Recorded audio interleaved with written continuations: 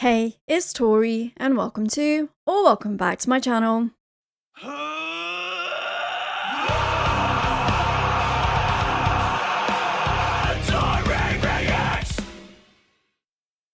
Today we welcome Katrine from Kalandra to the channel. How are you doing today? Hello, I'm good. How are you?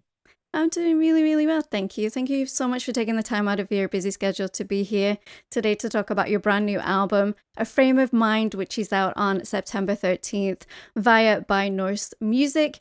Of course, you've already had a couple of singles out already from this album. How have you found the response from your fan base, or perhaps from people who are now discovering you through this album?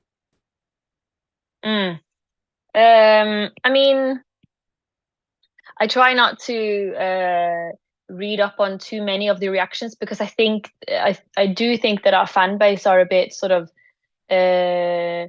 different kinds of people because our music is quite diverse in a way. Sometimes we have a ballad and sometimes we make like a rock song, and I do think that some of our more soft followers might be a little bit put off by the rock or the prog Mm-hmm. riffs that we've started to make recently, and I can totally understand that. So yeah, I think some people like it, and some people think it's maybe a bit intense. I think some people thought Bardagin was a bit intense, which I can totally understand, whilst other people really loved it. So it's yeah, no, I have a really sort of relaxed what's the word, a very relaxed sort of Outlook. outlook on that. Yes. Yeah. Yeah. Yeah. No, that makes sense. That makes sense because I did get a chance to listen to the album all the way through. And let me tell you, it is so beautiful. I mean, it's truly one of those albums that takes you out of your daily life and really transports you to like just this like mythical fantasy land, and it's incredible. And could you tell us in your own words what the album is about and what it means for you guys as a band? Thank you so much. Yeah. Um, well, I usually start writing the songs myself and then I bring it to the band and then we sort of collaborate together. But um, so I do write a lot from a very sort of vulnerable perspective. The first song on the album is very personal in a way. Uh, I like this. This is a perfect frame. Uh, but and yeah, how can I say? I feel like it's an extension of what The Line once was, our Hmm. debut album. I and obviously we are also a product of the time that we live in. So there is songs about the state of the world and how it all affects us, and also how that affects us internally. And there's a lot of talks about now as we are growing up into adulthood, how it sort of feels to uh, um, take responsibility for who you have eventually now become. And as you think, so shall the world become in a way, but also the other way around. The world affects the mind um, in a way. Yeah.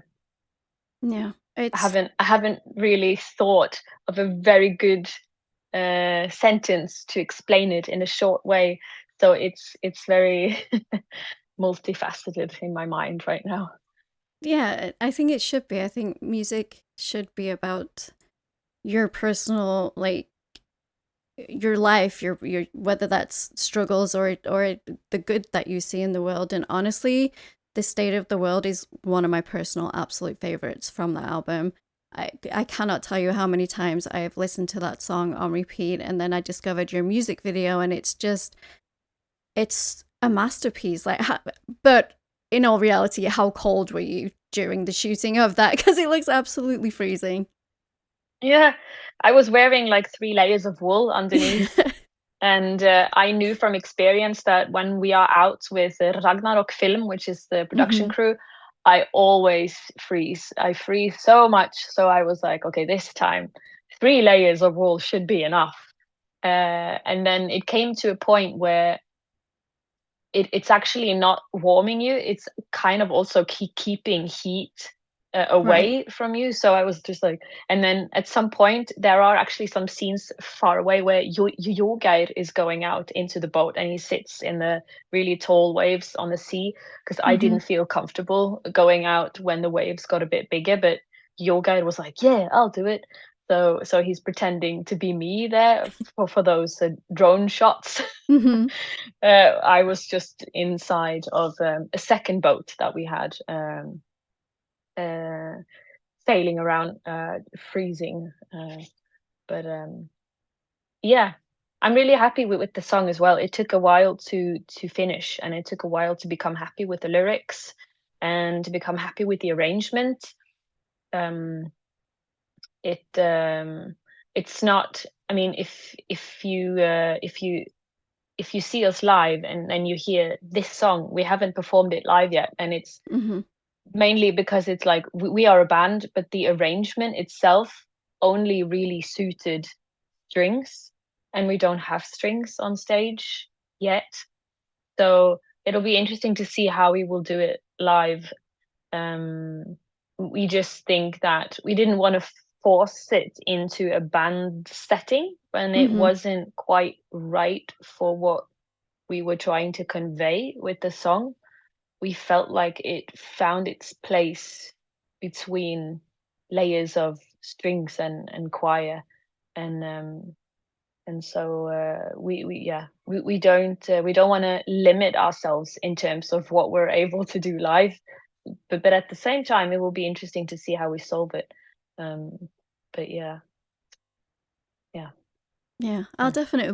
definitely be interested to hear how you come about doing that, because if I ever do get to see you guys live, that is one of the songs that I would absolutely love to hear live. Just your voice is so ethereal in that, especially like that the ending part, and like you say with the strings, and it needs that atmosphere to Mm, really capture that attention that you guys were going for within the song and within the lyrics, because they are powerful, and they are lyrics that make you think, and because I try and be like a kind person, and you truly hope the next person you talk to is kind and warm and welcoming, and but in reality sometimes it's not that way, and it sucks. It sucks, but yeah.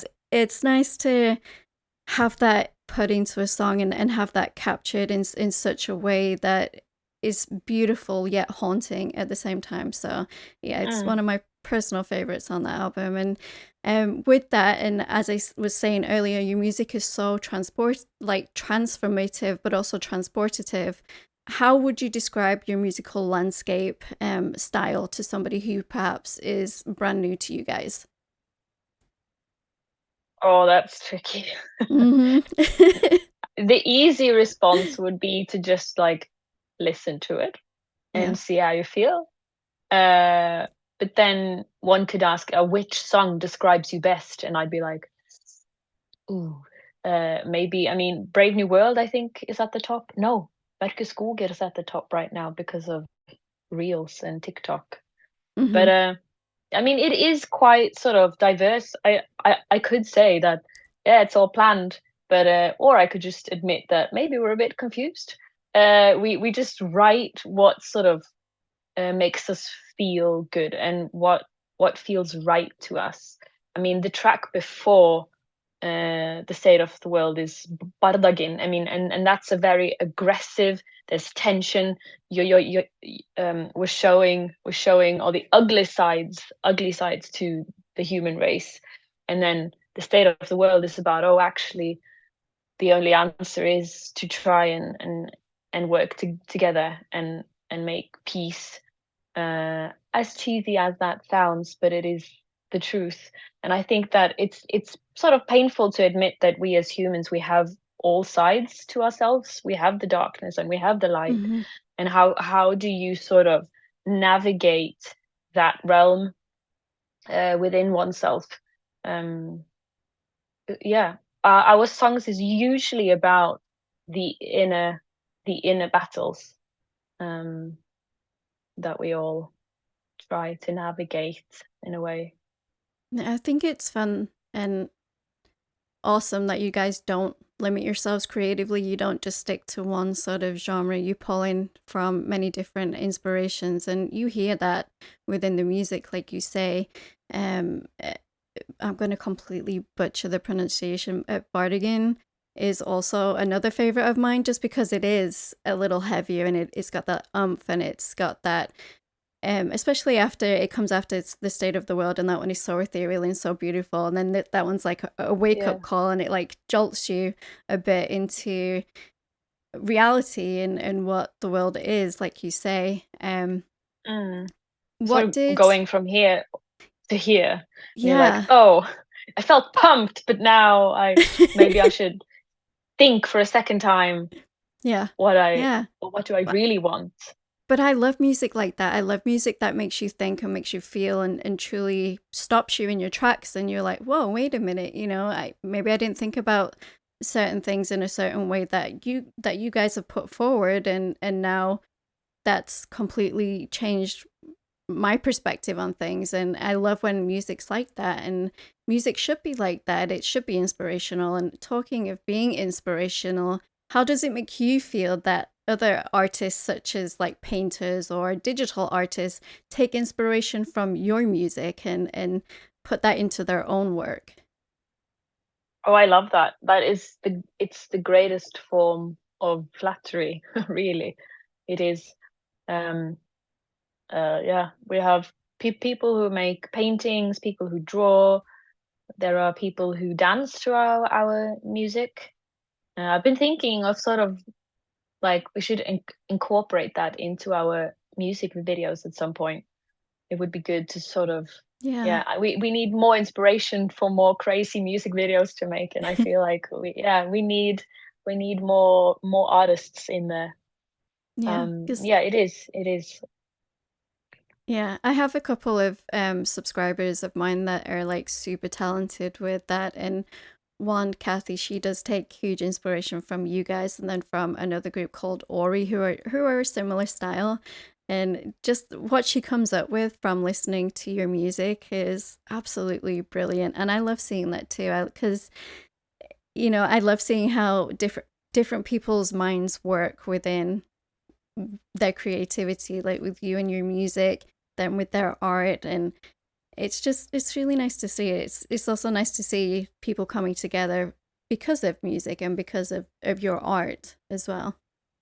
Yeah, yeah. I mean, I feel a bit humbled as well. I don't know exactly how to react other than Yeah. sometimes when I feel a bit more open, uh, depending on what time of the month I'm in, Yeah. then I feel very like they just get it. They just get it. And then sometimes I'm like, oh, it's too much. Today it's too much. I can't Yeah. watch. But yeah, it is the greatest form of flattery. It's we are very privileged in that way, I will say. So you touched on earlier a little bit of your creative process, but I was wondering if you could delve a little bit more into that, what that looks like for you and the band when it comes to writing the lyrics and then also composing the music to go with those lyrics, or like how that works for you. Yeah. I mean, I think the most efficient way, I mean, we try all kinds of things. Either I write the song on piano or a demo and I record the demo at home and then I bring it to the studio and I let the guys experiment with it, or they create a riff and they record that and then I take it home and then I sit at home and I record some vocals on top. Or we sit in the band room and Mm-hmm. we just make it right there on the spot. Like Brave New World was made together right there on the spot in the rehearsal space. And then we finalized the lyrics together over a bottle of wine back at my place, and we were like, okay, well, we need to, what are we trying to say? What do we want to say at the end? Like, fanned the flame and Mhm. made it breathe. And we sit there and try and work it out together. But it's all different approaches, which I think is a good, because then yeah, we have different approaches for every song. Um, but I think the songs that come together the quickest are probably the ones where I have a pretty solid idea of where I want it to go. Um, Although sometimes I will say I do think that can be a bit limiting towards my guys, my band members, because if I tell them like this is what I had in mind, then I'm not really allowing them to really express what they heard and how they interpret the song. And that was a bit of a struggle with, for example, the State of the World. Mhm. I held my mouth. I didn't want to say anything, and I just wanted to see how they thought of it. And then they started experimenting with like chuggy proggy riffs for the State of the World, which I thought was a bit wrong, but I was like, let's just see how this goes. And then we tried Guide experimented with like techno beats, which I think works really well, but maybe not on this record. Uh, and then I just had to stop them sort of halfway in and be like, okay, we don't have much time. But like what I actually wasn't envisioning was sort of like a world peace kind of ballad, a Mhm. bit more sort of cinematic. Can we move on with that kind of arrangement? And so that's how that was formed. But like I still hear other types of arrangements still on this album with the songs. I hear so many other ways that these songs could have become. Like I'm super curious about hearing a techno version of the State of the World. I really I am. would be too. I would be too, honestly. I think that would be a fun little like maybe like a side project that you guys could put out and be like, "Hey, this is what this song could have been, but we Yeah. of course went with what we did, but this is I what it you know may you have know been." yeah, sorry. I was thinking, some bands make like acoustic EPs Mhm. from their songs. Uh and yeah, we might do that too, but I was also thinking like maybe we could have like an EP with just like remixes. Some of them are like trance, some of them Yeah. techno. I do think that we will push away some fans if we decide to do that. But honestly, I feel very sort of free in our creation and how we make the songs. No one's deciding what to do. So we are free to do whatever we want, which is an amazing feeling, but also a bit sort of scary because you never Yeah. know what we're gonna do, really. Yeah. I can understand it being scary, just not knowing and just letting that creative freedom flow and letting it go in whatever direction it takes you in.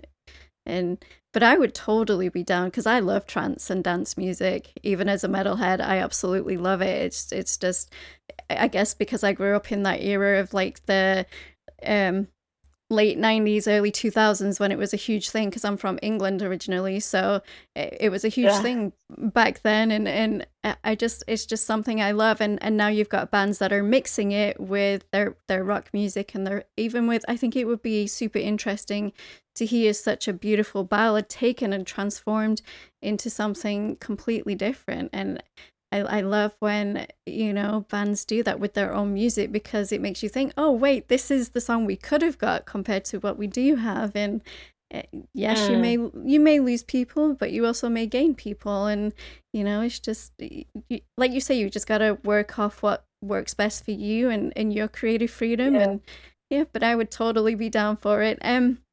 You have the album artwork behind you. I was just wondering if you could talk about the inspiration behind that.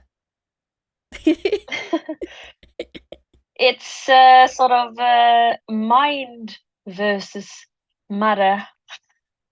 It's uh, it's a little bit how I was explaining it earlier, sort of Mhm. how we are, how we are sort of how nature sort of affects the mind, but also Yeah. mind mind affects matter. As you think, so shall the world become, in a way. And also with the sky is also a reference to our debut album, The Line.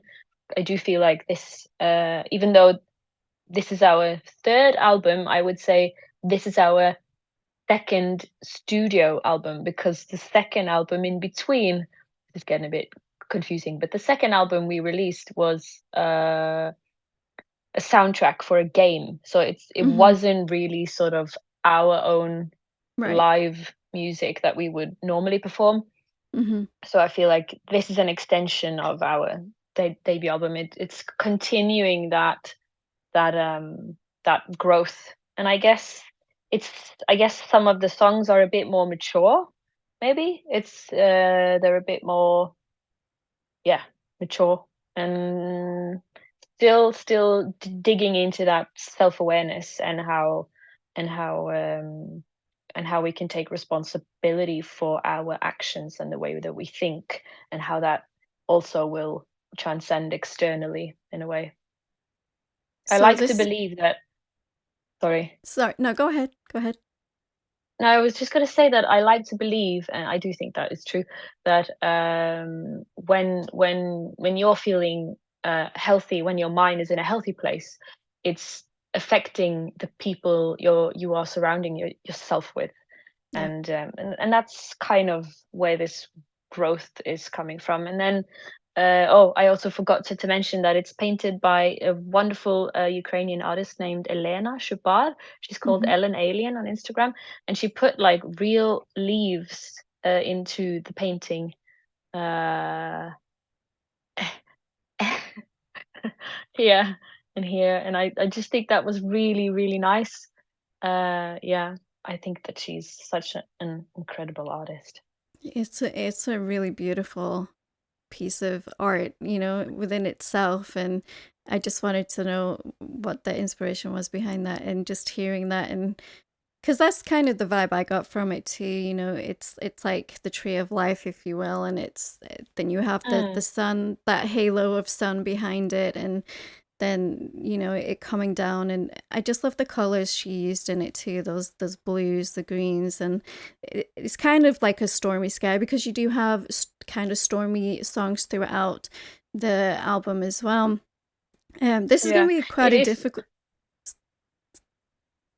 Sorry, again, interrupting, but I just had a thought now that you know how we are in the age of AI. You can sort of Hmm. see that even though it's like a real painting, there's you get the feeling that there's this very sort of dystopian, a bit sort of Yeah.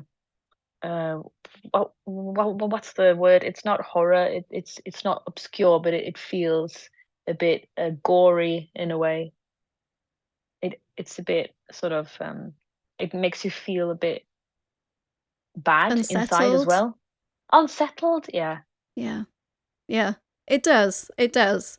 But that's what I love. I love when, the artist truly understands what you're going for as a band, and then has connected that with their art and put that together. And it makes you think. And it just, for people who haven't heard the album, they'll kind of, if they're into art, they'll kind of understand what they're going to be given through the music. And it's just a brilliant piece of art within itself. Like, you could hang that in your home, and on the original canvas, or whatever she painted it on, and just have Yeah, it and be able to stare at it. And it's such a, I just the colors, just the little bits of, like you said, the real leaves that she put into it. It's such an interesting choice. It's so yeah. pretty. That is kind of also the idea, because music is not music is not selling like it used to be anymore. Mhm. And I think that by making sort of uh nice artworks that sort of look like paintings, people would might want to hang it up on their wall and Yeah. stuff. So that is also kind of the thought of continuing having paintings as artworks. Yeah. Well, and then it also encourages others to, maybe, because like you mentioning AI, and it's such a controversial topic right now. And of course, within the artist industry itself, like my sister is a big artist, and people try and do it ethically, but at the same time, it's still like taking art from others who may not have consented and using it for that. And I just love how you guys actually went to a real artist and a real person and had their brains make this piece of art for you. Mm. But yeah, I mean, I will say though, like, we also have played around with AI Mm-hmm. and see sort of what it can do, and it's part of our lives whether we Yeah. like it or not. Yep. And I think that it's sort of when music videos, what's that song? Uh, Video kill the radio Mm-hmm. star. Yeah, it's kind of like that, and it's I think it's here to come, and it's the same with sort of CDs replacing the vinyls, but Right. now it's vinyls is getting more of a hype. But and I've noticed myself in this business that, with TikTok and everything, and like you can't fight it. I would rather try and find a way to make it work for your life. Mm-hmm. How can I make this how can I make this a creative tool, a creative outlet, and still be creative myself with it? How can I allow it to just help me instead of fighting it? Mm-hmm. Because Mm-hmm. I'm not sure if there's a way back, and I think by not I think that by putting a lot of resistance towards things that you are exposed to, you sort of also close yourself off a little bit, and we're not necessarily having then a very um a very what is the word in English? A very constructive uh debate around it. Mm-hmm. And I think that is important. Yeah, I have friends who sort of they make electronic music and stuff, and they play with AI a lot, and th- it's not like they aren't creative people themselves. It's just that they are also bringing the topic to the surface. Like, yeah, how is AI going to become part of our daily life? Mm-hmm. It's just sort of a discussion that is being put forward, and I think that's you have to Mm-hmm. sort of Yeah. meet it. Yeah. I think so too. I think, like you say, there's no point being combative against it because it is here and it is here to stay. And you know, if it's used ethically and used as a tool rather than just something to completely rely on, if it's just used as something to help maybe push your creativity because maybe you may not have thought of something that the AI puts out. Um, and I like you will say, say it's I Yeah. Sorry. I will say though, obviously, I agree that there needs to be put some sort of regulation on it, so mm-hmm, that we're not just stealing people's art. I mean, I'm such a fighter for artists' rights, mm-hmm, and but AI has come to stay. Now, how do we navigate this right. landscape? Um, yeah, yeah, It's a hard one. It's a hard thing. It's one of those things that gets you thinking and gets you truly. I don't know. Like you say, it's just it's something that's here to stay, and it's something that's only going to get progressively bigger as time goes on. And how do we embrace that, and how do we use it to our advantage in an ethical way? yeah. I don't think that we should underestimate the power, though, that we humans have Mm-hmm. in sort of we have a necessity to connect with each other, like on a real, authentic level. So I'm not too worried about music. I don't know. Jorgeir, if he was here with me, he might have had like a different approach. He thinks that it might take all of our jobs, but I I know how I feel, and I need real human connection. I want to follow artists that are genuinely were working and making real music every day, and it's totally allowed to be inspired, but yeah, and don't steal people's work. Um, but yeah, I do think that humans need each other. I think so too.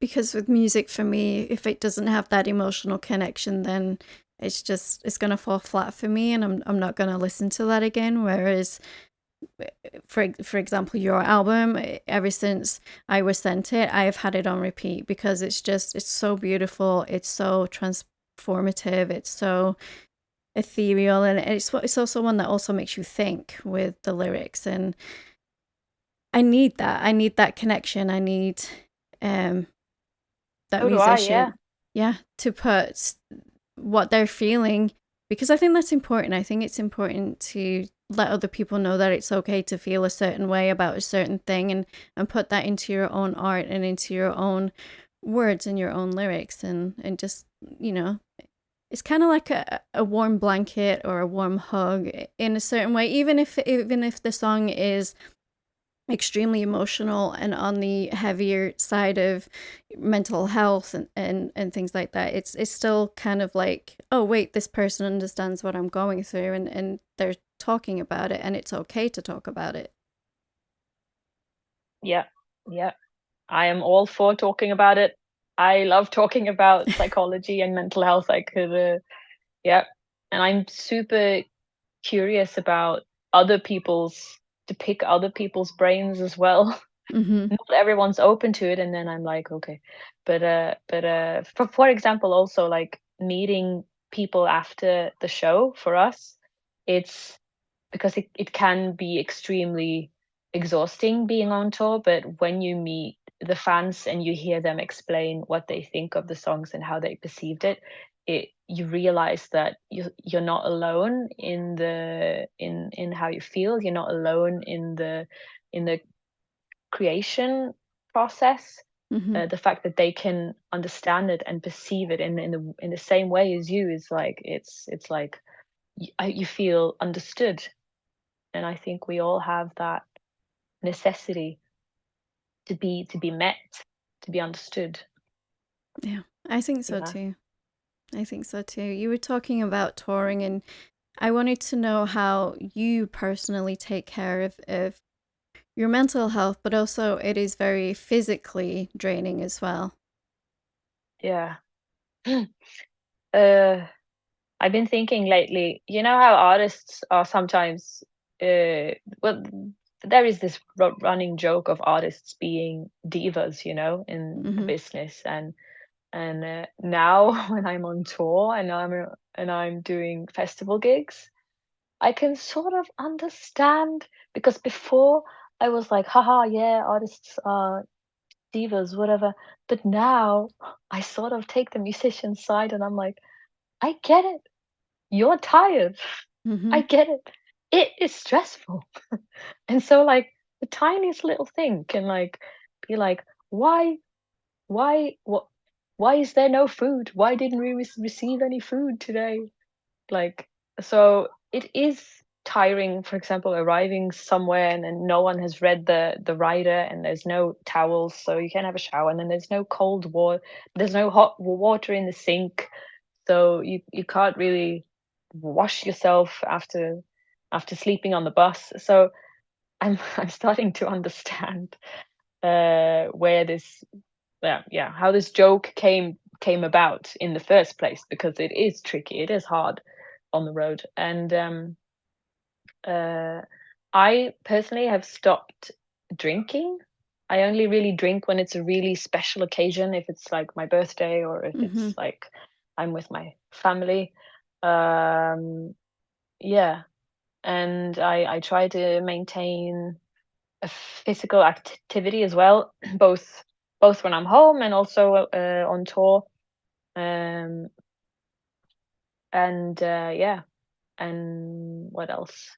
Try to eat healthy, stuff like that. Try to get enough sleep. Uh, take not try to solve everything at once. Realize when my limits have been met and I'm unable to do something, and just totally admit and say, I think my cup is full for today. I Hmm. don't think that I am able to respond to any more of this, or to know.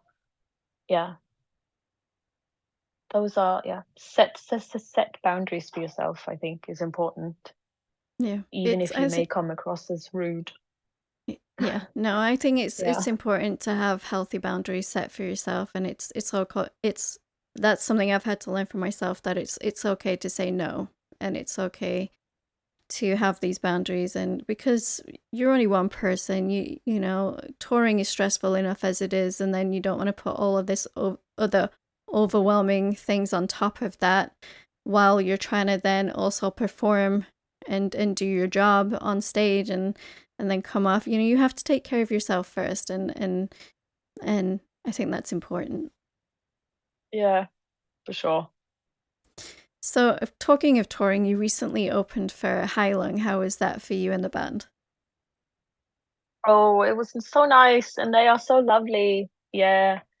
Oh, I had no idea what to expect, really. But it was really nice. Okay. Yeah, I don't know, like, how much I should talk about. We had lots of nice conversations backstage. Um, we ate good food. Yeah, it was nice. Yeah. They're such an amazing group. I recently got to see them live a few months back for the first time, and it's such a mind-blowing piece of art that they bring to the stage. And uh, now my next goal is to see you live. Yeah, it is. I mean, they are extremely sort of intense live. Um, and it is interesting, sort of, how it's not just a concert, it's not just music that they Mm-mm. bring to the table. It's there's a little dose of theater, Hmm. there's a dose of mythology, there's history, and then there's the aesthetic to it all, and then there's the music, and then it's just amplified. And I do think a lot of musicians can learn from that and not just think like, oh, we're just going to play, we're just going to show up and play, and people are here for the songs solely, and that's it.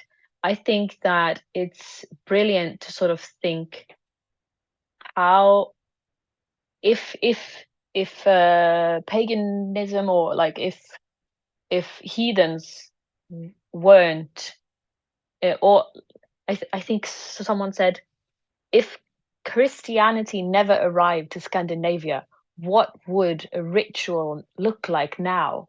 And Hmm. I thought, like, that's a way to start a band. What if? What if this happened? And what would it sound like? And what would it look like? And I think it's a really interesting way of thinking, because then your perspectives become something completely else. It's no longer not just about the songs, and you're also making the audience sort of get a full visual and sonic experience. uh Definitely getting their money's worth. And I think that in this day and age, with this digital world, I do think that people have a great desire to really connect on a more spiritual level, regardless if they believe in something or not. I do think that people have a necessity to connect or feel part of something bigger. Hmm. Yeah, those are my thoughts on that. Yeah. It was definitely one of those things that you go to, and you go in it as one person, and then you come out as something completely different. And I love that. And I know you guys also toured with Rodruna. I'm getting to see them live for the first time in October, so I'm excited for that one too. And I'm not going to keep you much longer. I know you're busy with promotion. What are your rest of your plans?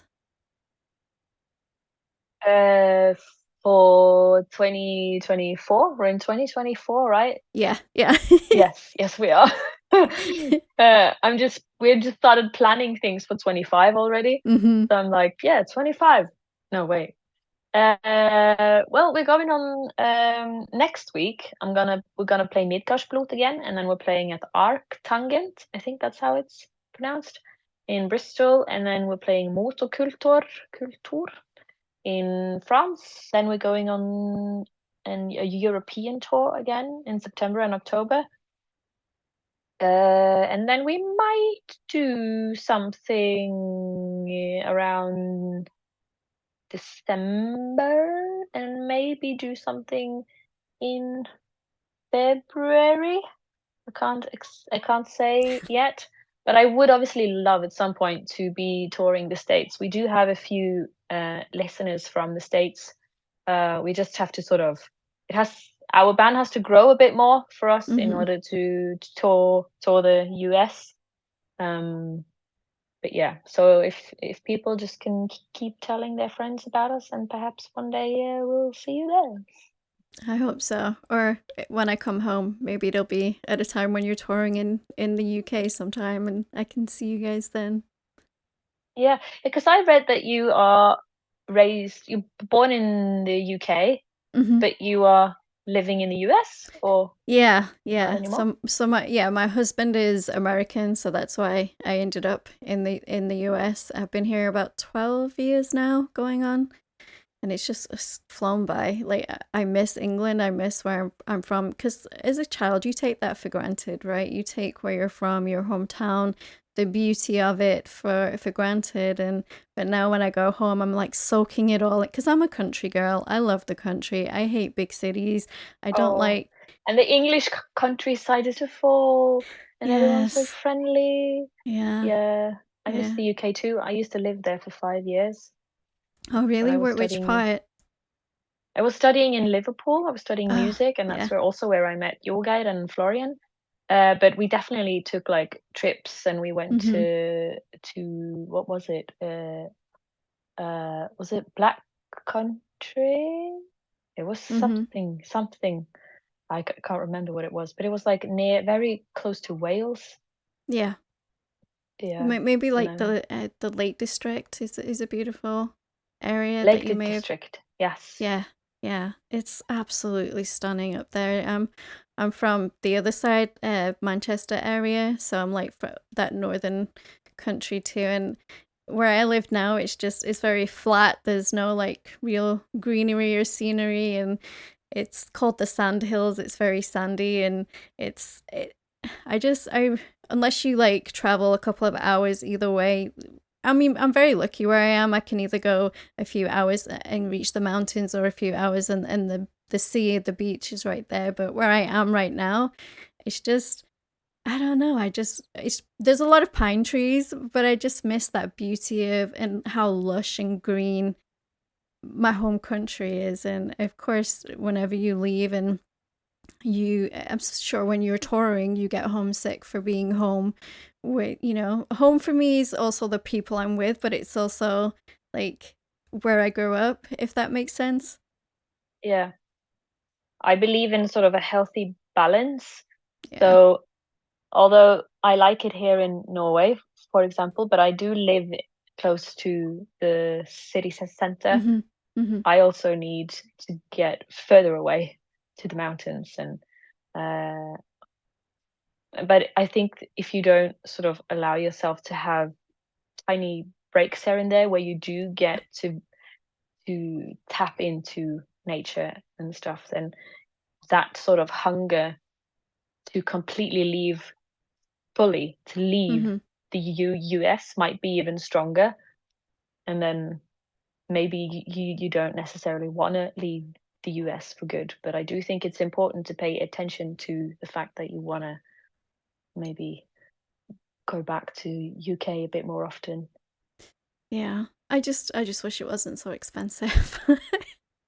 Yes, yes, that's that's the there's that's the that. only thing that's holding me back is flights are they're so expensive. I'm lucky with excuse me Yeah, same. of not having, to pay for accommodation, because obviously my family lives there. And then my sister also, she lives in Sweden, so I've got that opportunity to visit over there too and stay with her. But yeah, I'm with you. You know, you have to listen to your heart and listen to what your soul's telling you what to do. And sorry, my voice is cracking. And I think it's, like you say, it's important. It's important to reset and refresh and just take control a little bit. Yeah. All right. Well, I'm not going to keep you much longer. Namaste for that. I was just wondering if you had any last words for people watching this. I mean, listen on your best pair of speakers. Don't just stream it on your phone's speaker. And lay down on the floor or in your bed and listen from A till Z, or from A till Å, as we say in Norway. And yeah, it's the album is a journey. And if you do put the last song, if you could put the album on repeat, and when you play the last song, there's a little clock that's ticking, and it's gonna take you all the way back to the start I've of the noticed ticking that. clock. And now we have a cycle going, an ancestral cycle. It's Yeah. honestly, I think it's probably one of my favorite albums of the year so far. Oh, big statement. Thank you Yeah. so much. It's it's it's really beautiful, but thank you so much, Katrine, for being here and for talking to me. Of course, everybody, I will leave the pre-order link for A Frame of Mind, which is out on September 13th, down below in the description, along with all of the links where you can find Kalandra. Thank you again for being here. It's been an absolute pleasure talking to you. Thank you so much for having me. Thank you. Bye, guys. Don't forget to like and subscribe to become a Taurian. Speaking of becoming a Taurian, all of my social media links and my Discord link are down below in the description. We'd absolutely love to have you come hang out in the Discord community, and I will see you guys in the next video. Rock on.